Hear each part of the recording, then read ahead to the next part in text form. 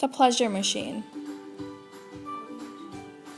otherwise known as the experience machine, was a thought experiment by philosopher Robert Nozick and his attempt to refute ethical hedonism, which is a principle that argues that pleasure is the primary or most important thing in life. The pleasure machine is an imaginary choice between everyday reality and apparently a preferable simulated reality. Robert believed that if there is something other than pleasure that has value and increases our well-being, then the idea of hedonism is defeated. Some questions Robert asked were, would you prefer the machine to real life? Who would run the machine if everyone plugged in?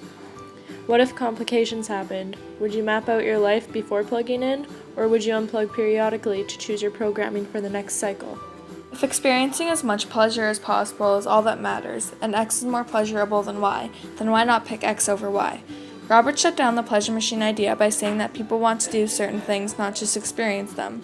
People want to be a certain sort of person, and plugging in limits you to a man-made reality. When plugging in, you don't have the potential to make new things. Robert believes that even if the machine was real, no one would use it, which proves that there are more important things than pleasure.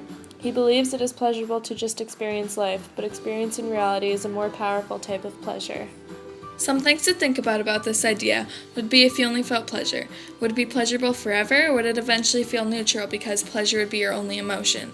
It would also be like living a dream for the rest of your life. Do you ever wake up from a happy dream and become satisfied, or do you want it to happen in real life? You could connect the pleasure machine to things like the Matrix, the red pill being a simulated reality and the blue pill being real life.